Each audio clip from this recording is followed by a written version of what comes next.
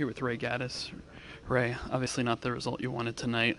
What's it like to play a team like the Revs who has so many small, quick players that just keep running at you? I mean, it's difficult, but at the same time, for the majority of the game, I thought the team did good. Steven Victoria played very well tonight, and Fabinho and Richie Marquez, it just takes one play, and they can score. That's how dangerous of a team they are.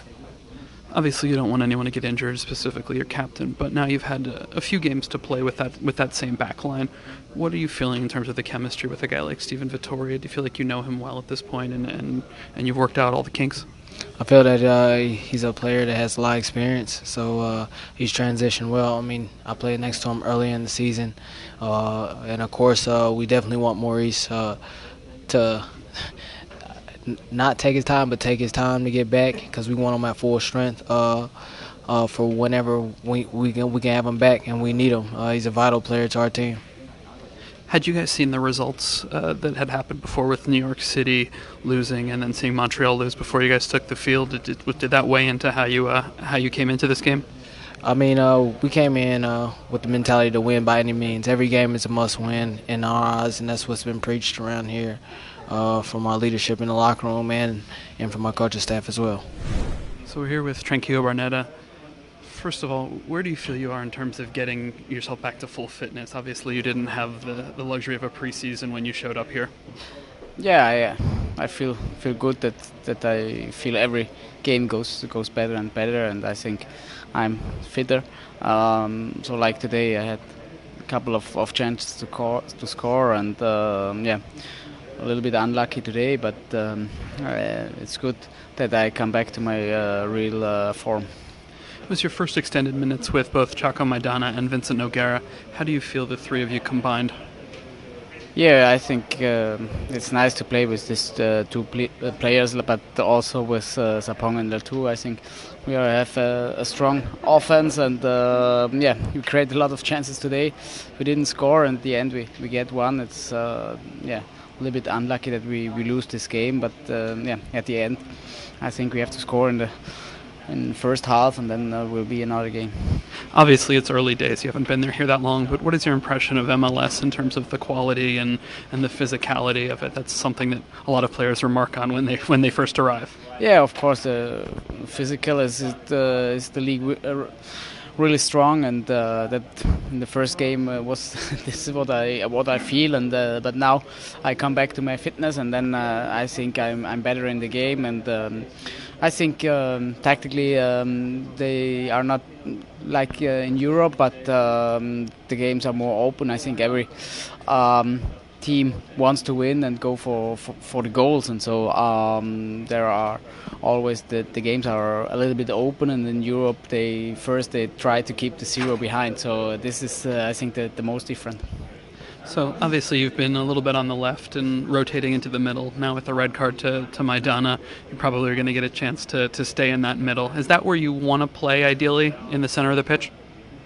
If the coach thinks that this will be the best part, I will do it. Also, if I play on the left side, I try to get a lot of balls and create chances, and I think today was really better. And if next time it will be in the middle, I will try my best. As a number 10. We're here with Andre Blake. Andre, obviously, again, the word around the locker room, obviously not the result you wanted, but you made some nice saves tonight. How did it feel to be out there in front of the home fans in a game like this tonight? Well, it's a great feeling to be back home playing. I mean, unfortunately, we didn't come away with the result that we wanted, but it's just a tough night. I think we played well. We just didn't finish our chances, and that's the way the game is. As a guy who's working himself back into fitness after some injuries and is finally fully healthy, where is your confidence level between the time off and now the two starts? Well, I think it's mainly mental. So the toughest thing is to stay mental during the games, to stay locked in for 90 minutes, and I think not playing have a lot to do with that. So it's even harder, but I'm working on that, as you guys can see, and once that gets going the right way, then I should be good to go. Have you been in discussions with your Jamaican coaches about playing time here, and does that weigh on you in terms of the national team picture? Well, that's not for me to discuss. You know, I'll do my work, I'll train hard, and I go there, and the decision is on him. Now I got 2 games, I'm feeling great, so I go in, I'll be ready to play if my numbers call. We're here with Richie Marquez. Richie, obviously not the result you wanted. A tough team, a lot of really fast, small bodies coming at you. How hard is that for both you and Steven Vittoria, 2 bigger center backs, to cope with? I mean, it's something we deal with on a daily basis, you know, whether it be with Barnetta, Vincent, and all that. I'll keep up with them, you know. I don't have whatever you ever want to call it, but I'm okay with keeping up with the speed. I'm pretty confident myself with that, so it's something that we're used to, you know. On the goal, it looked like you were dropping off. Were you waiting for a shout from someone to dig your heels in? It looked like you gave up more space than you wanted to. Yeah, I mean, I was trying to make him move around me and hope that, like, as soon as he touched it, you know, step, and then you know, he shot it from outside the box. I was hoping maybe he would take a little bit inside more, and then I'd get stuck in. But shot it across my body too, which is a weird angle for him to shoot. But you know, it was a good shot. So you've had a chance to play with this back line for a few games now.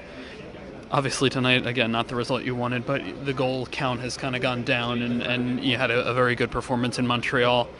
Does it feel, you know, that much better to have the real chemistry that comes from playing 3-4 games with guys rather than some of the back lines you've dealt with this year? Well, I think regardless, it just comes out to like 11 of us being in sync, and I think, you know, we're finally, you know, building together that chemistry, and it's good. It's going well for us. I mean, I think if we keep working on it, you know, it's going to be tough for teams to break us down. I mean, still, for me, 1 goal is still too many. Like, obviously, you know, when we get scored on, I feel like personally I didn't do my job, so it's a tough one, you know. What are the veteran leaders in this locker room, the guys like Brian Carroll, saying after a game like this as you try to keep your focus, even though you didn't take the points that you needed to make a jump tonight? Well, I mean, Brian's one of the fittest dude in the world, I like to call him, and he's you know, he's great after games to, you know, to make you feel less like crap. You know, he comes to you and makes you feel better for sure. It makes you feel confident and makes you want to train again. You know, I'm looking forward to Monday's practice just because I know he's working hard, and it makes me want to work hard. So. ¿Qué viste y cómo lo que pasó con esa situación?